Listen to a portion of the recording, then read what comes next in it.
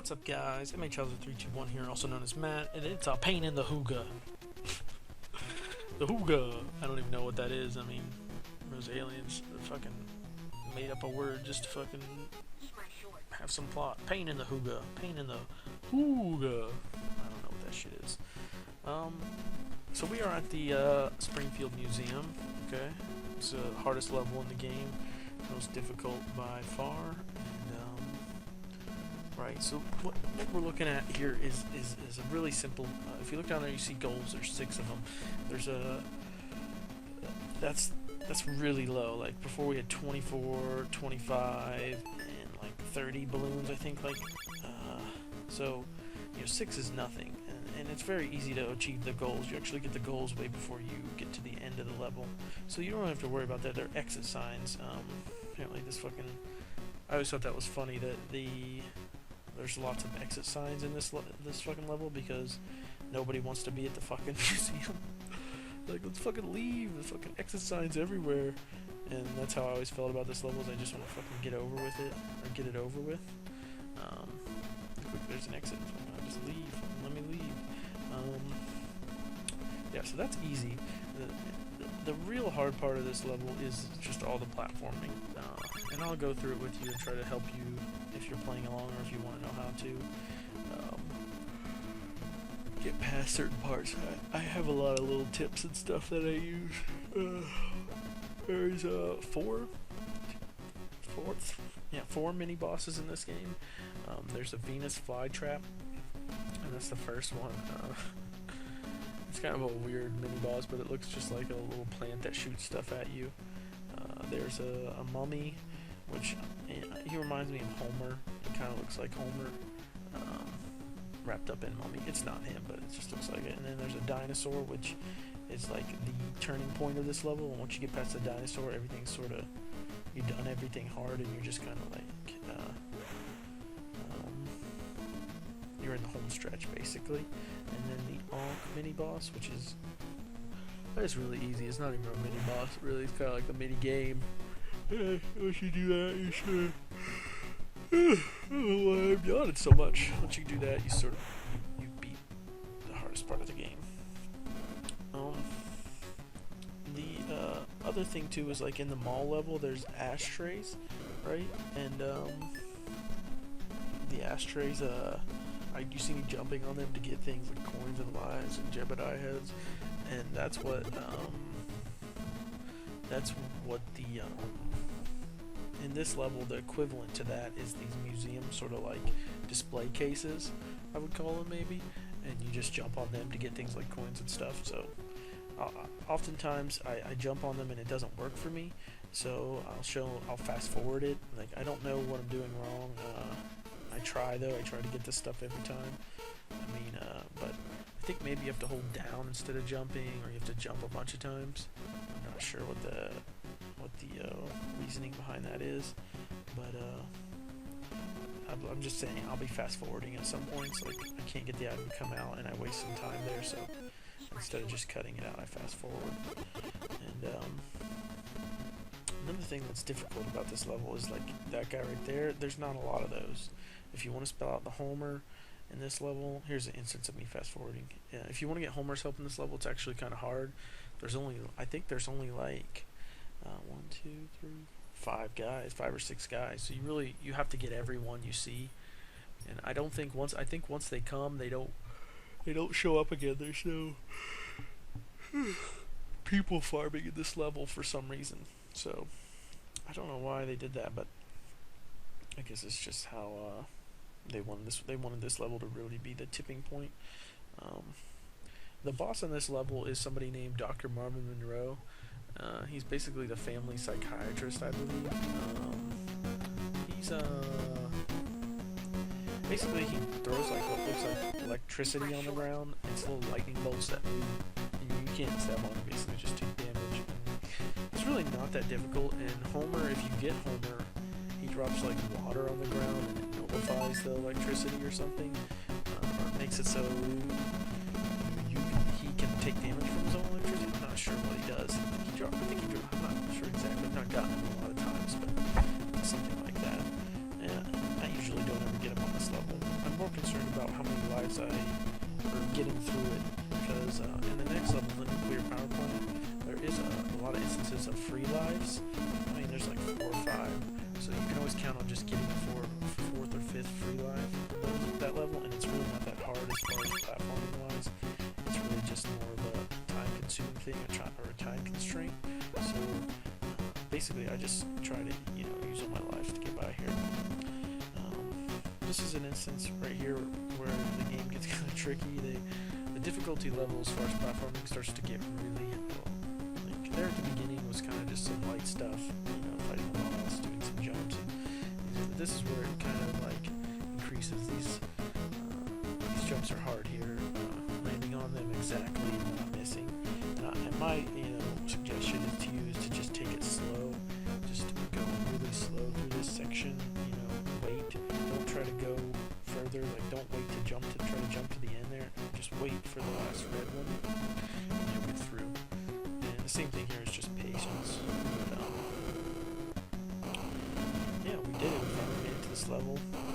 The biggest thing is the dinosaur mini boss. Okay, so oftentimes what would happen is in my practices for this game is I would get to the dinosaur and I would die. I'd lose all my lives on the dinosaur because really what really helped me get through the dinosaur section is watching videos of people beating him. And I'm remembering now, it's like, I'm like, how do I beat this guy? I've died like 6 or 7 times on him. I can't beat him. How do you beat him without dying? And so I just went and watched a video of somebody actually beating it and just kind of frame by frame paused it and found what you can and can't jump on in that section, and then just practiced it, and I finally got the hang of it.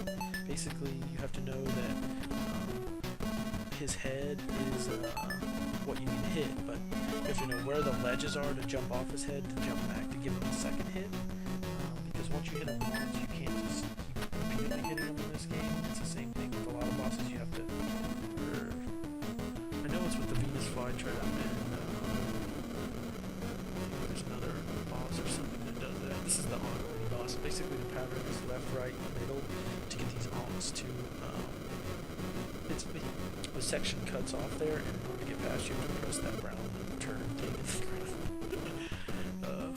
And you have to collect enough Ankhs to get it to go all the way to the top before you can press it. And anyways, going back to the dinosaur of death, you have to know what the ledges are, and you have to jump off onto the ledge and jump back onto his head to be able to bonk him 3 times to proceed past him. And that's not hard to do. It's just hard to know where the ledges end and where the ledges stop.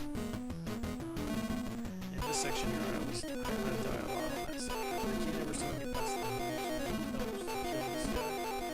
And he always seems to snipe me. He's a sniper, the mummy sniper.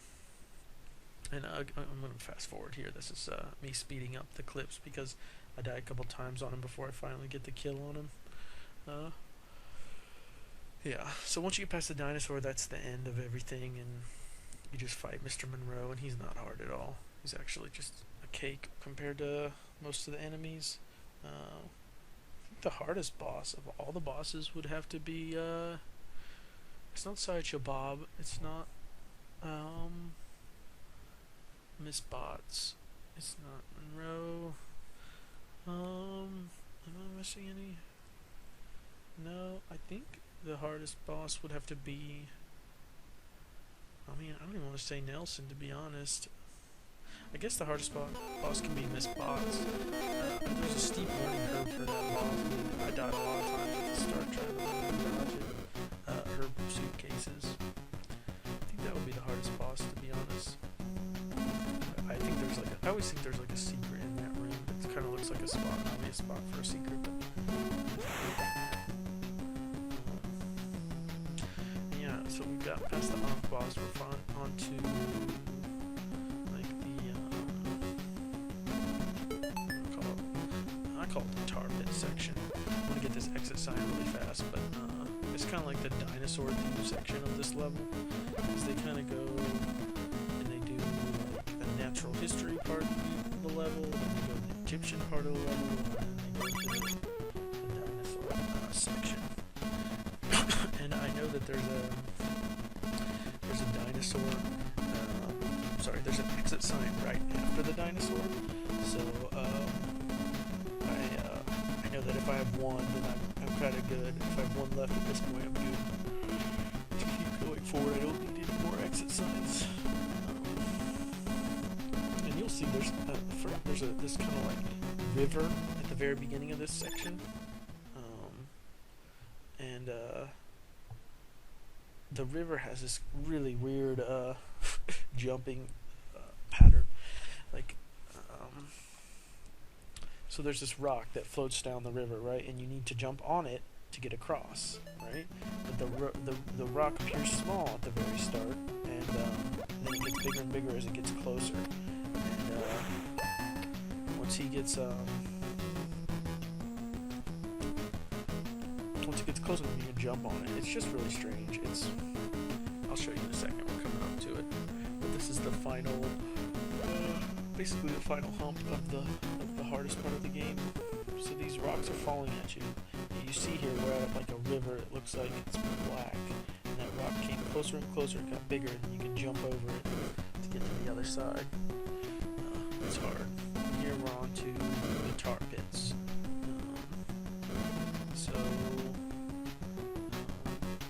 Really, what makes this section hard is two things: is knowing like what you can and can't jump on. So you have to find what is a platform, what isn't a platform. And then it's these dinosaur, I call them pterodactyls. They fly in, and sometimes they'll fly in as you're jumping to the other part of the screen. See, that guy kind of just showed up and messed up the whole rhythm I had going there. Like, there's a halfway point. Once you reach the halfway point of this section, you don't have to go back and repeat a lot of stuff. So that's one of my first goals when I get into this section, is getting to the halfway point. Another thing you'll notice is like these little bubbles popping up out of the tar pit, and the bubbles at first, you'll see me avoid them because for a long time I thought they actually could damage you, but it turns out I was wrong. Like, I think they're just part of the scenery, so I'm pretty sure that you can't actually get hurt by them. I actually tried to shoot them a couple times to see if they would pop. And see, this is another strategy too to get past here. It's called like, it's not called anything but screen edging. I can like edge the screen forward a little bit to see what's coming and prepare for it and jump back. So this is the dinosaur here. Here's me dying. Okay, so you saw me jump on the first ledge there. But the ledges is what are important here. Take note of the where the ledges are on this section. So see, like, kind of edge forward until maybe like the dinosaur would fly by. That's kind of what I do through here. I just like trying to get to see if there's a dinosaur. And if there is one, what I usually do is I try to proceed forward as I jump back immediately. See, kind of see, I jump to the right there, and he's right there. That's just really annoying. Like, that's mainly how you die in this section, not because you miss your jumps, but because of pterodactyls. Yeah, see, that bubble went right through me. So this is it right here, I think. One other part is knowing where that sort of tail section ends. I'm not sure exactly how far it goes out, because you can see the body there, it goes to that little turn, but then the tail section, I don't remember how far it goes. So if you can get to the dinosaur with two Bart heads, you're in good shape, because you usually take more of a shot of damage just getting on top of them. And once you're on top of them, it's pretty easy. I keep going. You have to jump down and then jump back on his head and do it 3 times. So he'll shoot at you as you come into the screen.